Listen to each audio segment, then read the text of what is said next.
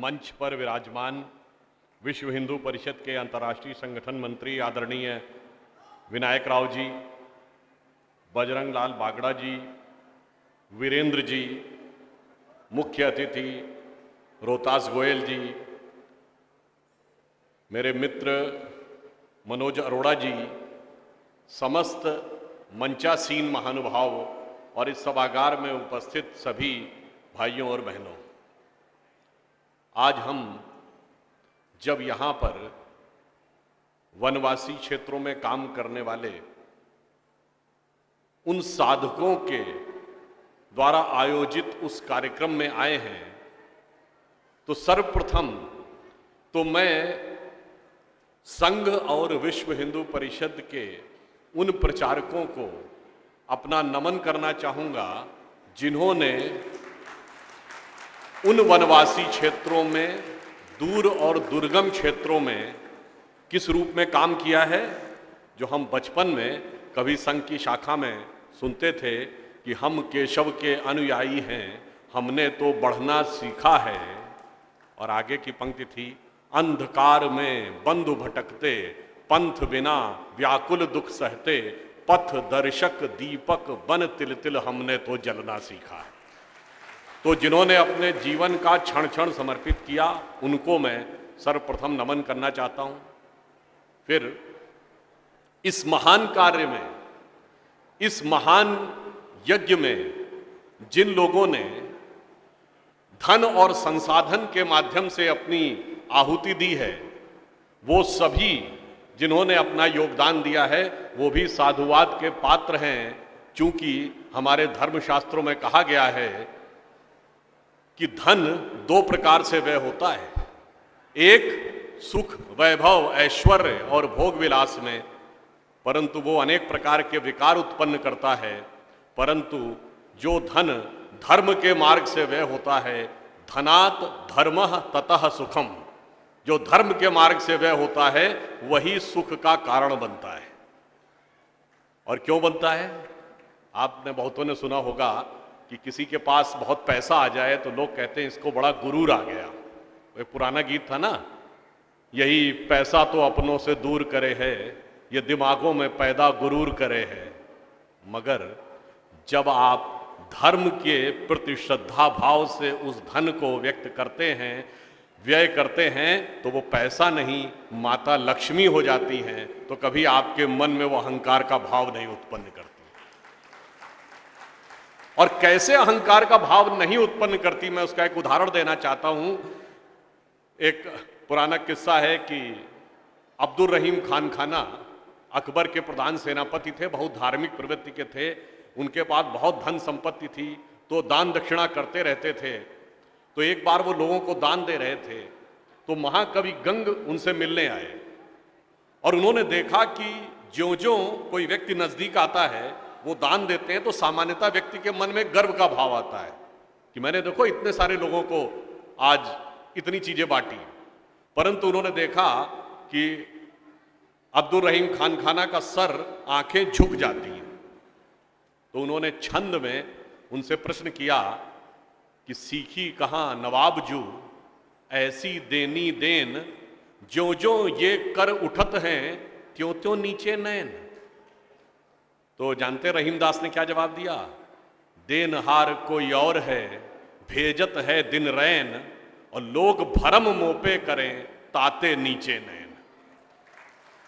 तो जब आप धर्म के भाव से धन का व्यय करते हैं, तो आपको ये हमेशा आभास रहता है कि देनहार कोई और है, भेजत है दिन रैन, तो कभी मन में भाव नहीं आता। अब मैं आता हूं उस विषय पे जो हमारे वनवासी, गिरवासी भाई, अभी मनोज जी कह रहे थे, जो वंचित रह गए, जो अलग रह गए। मैं मानता हूं वन में जाकर कोई वंचित नहीं रहता। वन में तो वह अद्भुत शक्ति है। ये बताइए, भगवान राम ने, अभी हम सब ने जय श्री राम बोला था, भगवान राम का अवतार किस लिए हुआ था? रावण का वध कर धर्म की स्थापना के लिए। पर यदि रावण वध मात्र से धर्म की स्थापना होती तो बहुत आसान था। वो अयोध्या के राजा के रूप में पैदा हुए थे, अयोध्या की सेना लेके जाते और रावण का वध कर देते। पर इससे धर्म की स्थापना होती क्या? नहीं। धर्म की स्थापना तब होती हुई जब राजा राम वनवासी राम बने।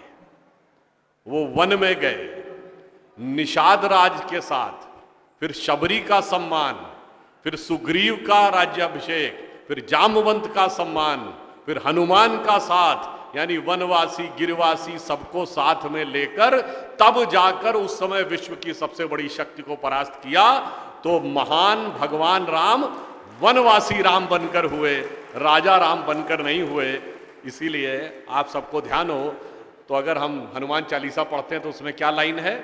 सब पर राम तपस्वी राजा, जिनके काज सकल तुम साजा। तो तपस्वी राजा तप तो वन में जाकर ही करना पड़ता है। और ऐसा ही नहीं, कौरवों को शक्ति कब प्राप्त हुई? जब 12 वर्ष का वनवास और 1 वर्ष का अज्ञातवास। भगवान महावीर को ज्ञान कब प्राप्त हुआ? 12 वर्ष वन में जाकर। भगवान बुद्ध को ज्ञान कब प्राप्त हुआ? वन में जाकर। इसलिए जब वन में जाते हैं तो अपनी आत्मिक चेतना का उत्थान होता है। इसलिए आप समझिए कि वन कितना पवित्र क्षेत्र है, तो उसके लिए जो लोग समर्पित हैं वो कितना महान काम कर रहे हैं। और एक और मैं फैक्ट बताना चाहता हूं, शायद आप में से कुछ लोगों को पता हो, कुछ लोगों को न ध्यान हो। हमारे यहाँ वेद अपौरुषेय माने जाते हैं, पर वेद के 4 हिस्से हैं: संहिता, ब्राह्मण, आरण्यक और उपनिषद। संहिता क्या है? कलेक्शन ऑफ मंत्रास, मंत्रों का संकलन। ब्राह्मण ग्रंथ क्या है? उन मंत्रों को किस प्रकार से प्रयोग करना है, कर्मकांड। और अरण्य का अर्थ क्या होता है? जंगल, वन। तो तीसरा भाग है अरण्यक, यानी वन में जाकर ऋषियों के साथ विचार विमर्श, जो मन में प्रश्न उत्पन्न हुए उनका जो उत्तर आया वह अरण्यक है। और उपनिषद क्या है? उसके अंदर जो दार्शनिक तत्व है, जो सार है, वह उपनिषद है। तो अगर आप देखें तो वहां भी वास्तविक ज्ञान वन में जाकर ही उत्पन्न होता है।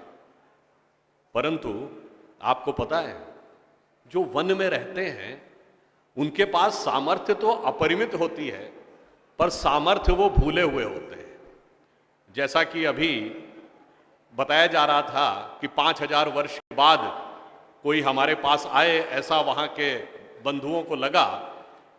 तो जानते क्या होता है? हनुमान जी थे, सबसे बड़े बलशाली थे ना, अतुलित सामर्थ्य थी। भगवान का कार्य सबसे ज्यादा हनुमान जी ने ही किया, मगर क्या था? अपनी शक्ति भूले हुए थे। और देखने में वो बहुत साधारण लगते थे, परंतु अंदर जो शक्ति थी उसका आभास कुछ समय के बाद होता है। जैसा कि उदाहरण आता है रामचरितमानस में कि जब भगवान राम ही लंका में जाकर सीता माता का पता लगा लेते हैं और सीता जी को विश्वास हो जाता है कि ये भगवान राम के दूत हैं, और भगवान कहते हैं, हनुमान जी कहते हैं कि माता आप चिंता मत करिए, बस कुछ ही समय में हम आएंगे, राक्षसों को मारकर आपको मुक्त करा के ले जाएंगे। तो सीता जी क्या कहती हैं? राक्षस तो बड़े शक्तिशाली हैं, बड़े बलशाली हैं, बड़े मायावी हैं, और वानर तो तुम्हारी तरह हैं। तो मेरे मन में संदेह हो रहा है कि ये कैसे संभव हो पाएगा। जो रामचरितमानस में लिखा है तुलसी ने कि सीता जी हनुमान जी से कहती हैं सुत कपि सब तुम ही समाना, और जातु धान अति भट्ट बलवाना, मोरे हृदय परम संदेहा। इसलिए मेरे हृदय में संदेह है। तो जैसे ही वो कहती हैं मोरे हृदय परम संदेहा, तो हनुमान जी क्या कहते हैं? सुनी कपि प्रगट कीन निज देहा। तब जो अपनी वो विराट देह दिखाई वो क्या थी? कनक भूधरा कार शरीरा, समर भयंकर अति बलवीरा। और जब वो विराट स्वरूप देखा तो सीता मन भरोस तब भयहु, पुनि लघु रूप पवन सुत लयहु। इसका अर्थ क्या होता है? हमारे वो वनवासी गिरवासी भाई, उन्हीं के अंदर वह अद्भुत विराट शक्ति है जो वो भूले हुए हैं। और मैं साधुवाद देना चाहता हूं हमारे उन प्रचारकों को जो जाकर उस शक्ति का स्मरण करा रहे हैं। और वैसे ही हमारा समाज भी अपनी शक्ति भूला हुआ था, बहुत दिन से भूला हुआ था। बहुतों ने हमारे मानस पर कब्जा कर रखा था, कभी मैकाले का कब्जा, कभी मार्क्स का कब्जा, कभी मार्केट का कब्जा। उसने भी हमारी शक्ति भुला दी थी।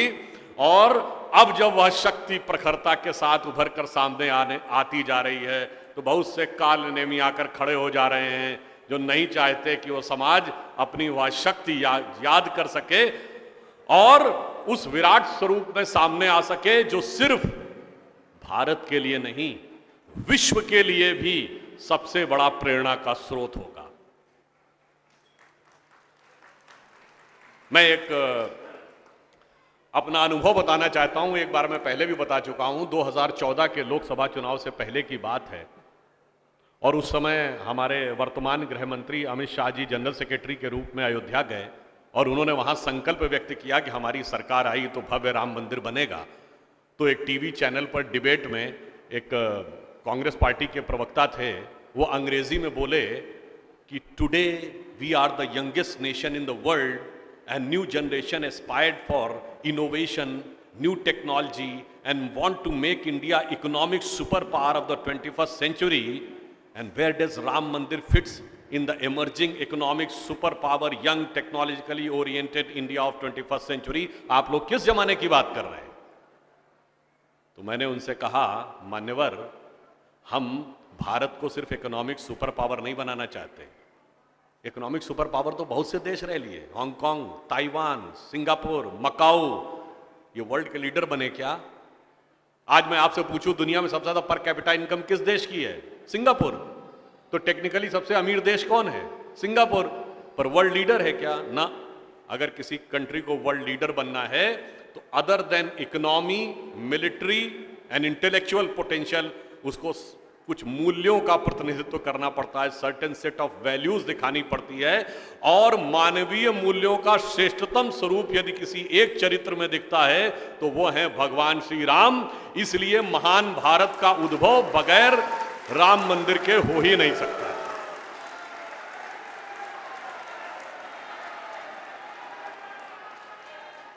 इसलिए मैं कहना चाहता हूं कि ये बताइए, आप किसी मजहब को मानने वाले हो? जैसा कि अभी आदरणीय ने बताया कि धर्म तो एक ही है, मजहब अलग अलग हैं, आप किसी भी मजहब को मानने वाले हों, पर ये बताइए आप अपने घर में क्या चाहेंगे कि आपके 4 बेटे हों, चारों इतने आज्ञाकारी हों कि पिता के एक वचन का मान रखने के लिए सारा राजपाट, धन संपत्ति छोड़कर वन में जाने को तैयार हों, भाइयों में इतना प्यार हो कि एक वन में जाए तो दूसरा साथ में वन में जाने को तैयार हो, और तीसरा थाली में खड़ाऊं रख के लाए और वो खड़ाऊं रख के राज्य पर शासन न करके उन्हीं के नाम से केवल कर्तव्य का पालन करने को तैयार हो। ये 4 भाइयों का आदर्श है। और दूसरा एक आदर्श 4 भाइयों का ये भी है, 4 भाई थे, शुजा, मुराद, दारा और औरंगजेब। एक ने बाकी 3 यानी शुजा, मुराद, दारा का कत्ल कर दिया, बाप को जेल में डाल दिया, और इतना ही नहीं, जेल में बंद अपने बाप के पास अपने सगे बड़े भाई दारा शिकोह का सर काटकर थाली में सजाकर भेजा। तो मेरे भाई बताओ, थाली में रखे हुए बड़े भाई की खड़ाऊं देखना चाहते हो या थाली में रखे हुए बड़े भाई का सर? इसलिए मैंने कहा कि जो भगवान नहीं भी मानते हैं, कभी सोचो, हमें तो इस बात पे गर्व होना चाहिए कि जो लोग, जो मार्क्स और मैकाले के प्रभाव की दुर्बुद्धि से इसे काल्पनिक भी कहते हैं, उनसे कहते हो मेरे भाई ऐसी कल्पना भी दुनिया में कहीं क्यों नहीं हुई, जहां भाई भाई को मारकर गद्दी पे बैठता रहा, बेटा बाप को मारकर गद्दी पे बैठता रहा। इसलिए जब हम उठेंगे तो समाज में यह मूल्य दिखेंगे। इसीलिए हम दुनिया के एकमात्र देश हैं जहां पर कि कभी हमने किसी दूसरे पे इन्वेजन नहीं किया, क्योंकि हमारे यहां कन्वर्जन का कॉन्सेप्ट नहीं था। फिर भी हमारे दिमागों में बहुत सारी झूठी बातें बैठाई जाती हैं कि हमारे यहां बड़ा भेदभाव था, हमारे यहां अमुक वर्ग को उठने नहीं दिया जाता था, वनवासियों के साथ किसी प्रकार का भेदभाव होता था। तो जैसा कि अभी बताया जा चुका है कि भगवान राम का राज्याभिषेक पहले हुआ था सीधे क्या ना, पहले निषाद राज का राज्याभिषेक हुआ था, सुग्रीव का राज्याभिषेक हुआ था, शबरी का सम्मान हुआ था, तब राम का राज्याभिषेक हुआ था। इसलिए हमारे यहां सबके सम्मान के बाद राम का सम्मान होता। और इतना ही नहीं, कुछ एक झूठ हमारे दिमागों में बैठा दिए जाते हैं। जैसे आप सब ने यह कथा पढ़ी होगी कि एकलव्य का अंगूठा कटवा लिया द्रोणाचार्य ने, पढ़ा है ना आप सब ने? पर ये बताइए कितनों ने महाभारत में स्वयं पढ़ा है? मेरे विचार से हम में से किसी ने भी कभी महाभारत में वह प्रसंग पढ़ा ही नहीं होगा एकलव्य वाला। और अगर हम यह भी विनम्रता से पूछे कि महाभारत के कौन से चैप्टर में है, तो भी शायद हम में से किसी को ध्यान नहीं होगा कि महाभारत के वन पर्व में एकलव्य का उल्लेख है। मगर देखिए मार्क्स और मैकाले का प्रभाव कि हमारे दिमागों में ऐसा भरा हुआ है कि हम ग्लानि से आबद्ध हैं बगैर पढ़े हुए। अब मैं आपसे कहूंगा, जाइएगा, जाकर पढ़िएगा। ना अवेलेबल हो तो इंटरनेट पे जाके सर्च कर लीजिएगा, ना हो तो राम जो महाभारत सीरियल आया था उसका एपिसोड जाके यूट्यूब पे देख लीजिएगा। कि किस्सा ये था कि जब आपको, चाहे आपने कथा सुनी होगी कि कुत्ते का मुंह बाणों से भर गया था जो एकलव्य ने तीर चलाए थे, और जब वह तीर अर्जुन निकालते हैं तो उस कुत्ते के मुंह में एक खरोंच तक उस बाण से नहीं आई होती है, तो वो चौंक जाते हैं क्योंकि ये सामान्य तीर नहीं है। उन्होंने कहा तो दिव्य अस्त्र है कि मुंह में पूरा तीर से भर गया मुंह और इसके बाद भी एक खरोंच नहीं आई। आप कहेंगे दिव्य अस्त्र का मतलब क्या? दिव्य अस्त्र का मतलब ये है, जैसे रशिया यूक्रेन की लड़ाई चल रही है ना, इससे पहले मिडिल ईस्ट की लड़ाई देती थी, तो जो मिसाइल जाती है वो लेजर गाइडेड जाती है, जिस बिल्डिंग पे गिरना उसी बिल्डिंग पे गिरती है, अगल बगल पे नहीं गिरती, क्योंकि the direction is precise to the meters. पर अगर मुंह के अंदर जाए और खाल पर खरोच ना आए, इसका मतलब it is so much strongly guided that it is precision to the micrometers. तो जब ये वो देखते हैं ये दिव्यास्त्र चलाना, तो उन्होंने कहा दिव्यास्त्र राजा चला सकता है, ये कैसे सीखा इसने? तो जब द्रोणाचार्य उससे पूछते हैं कि तुमने ये किससे सीखा, तो कहता आपसे सीखा गुरुजी। कहते मैं तो तुम्हें जानता नहीं बालक, तुम अपना परिचय दो। अब यहीं पर बिंदु है। एकलव्य क्या कहता है? मैं मगध नरेश जरासंध के प्रधान सेनापति हिरण्यधनु का पुत्र एकलव्य। अरे वो मगध के chief of the arm forces का बेटा था।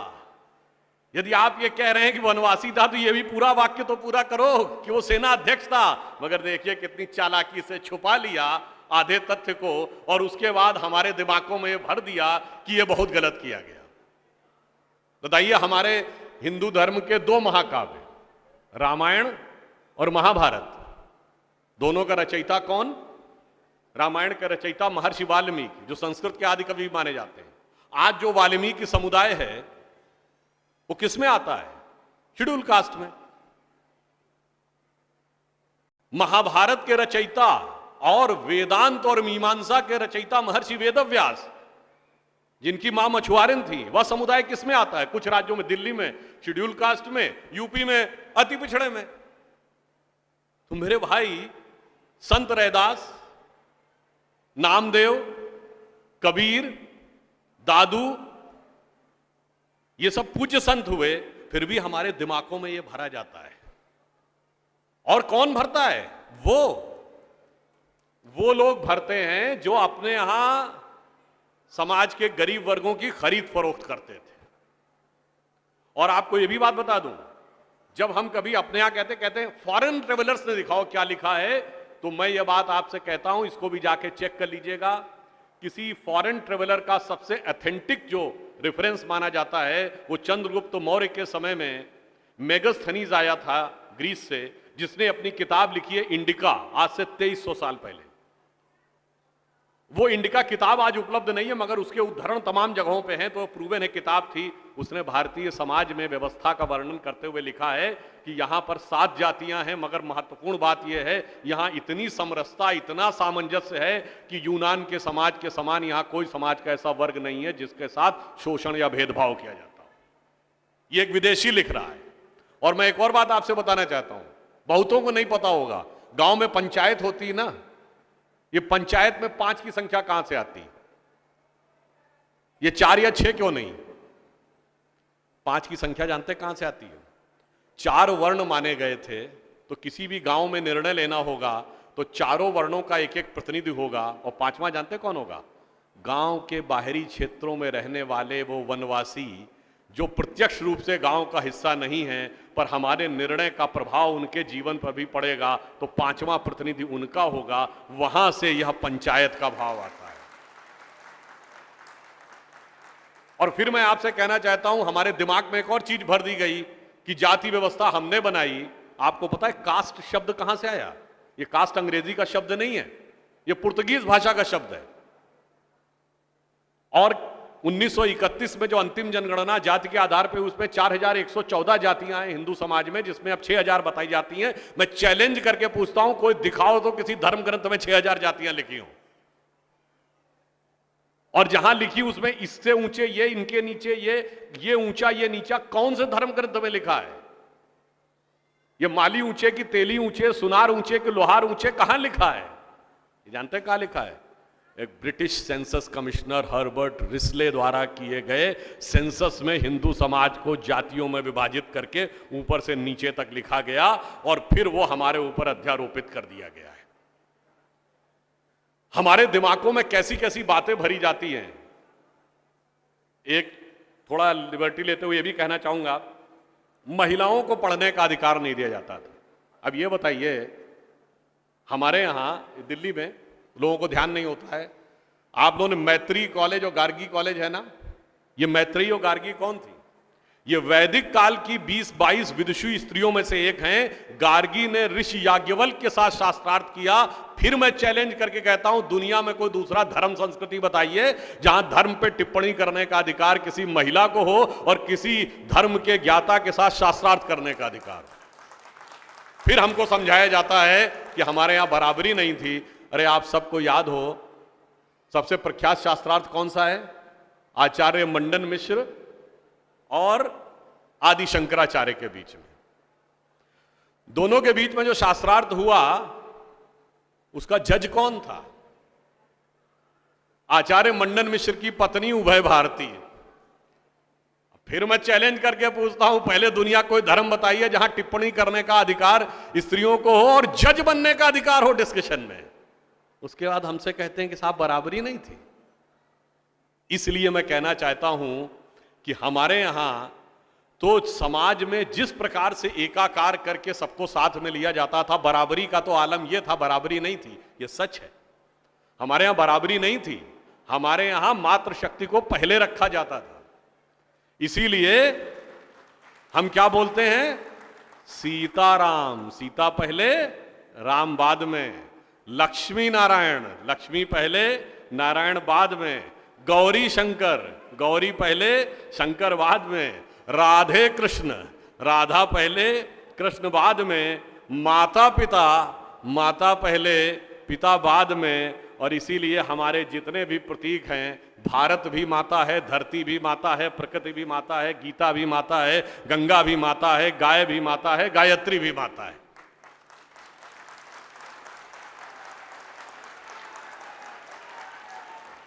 और ये केवल कोई आध्यात्मिक धार्मिक बात नहीं है। वर्ल्ड की डॉक्यूमेंटेड हिस्ट्री में अगर पहली बार कोई वुमेन रूलर रही है तो गुप्त वंश के समय में 4वीं शताब्दी में प्रभावती गुप्त ने शासन किया है।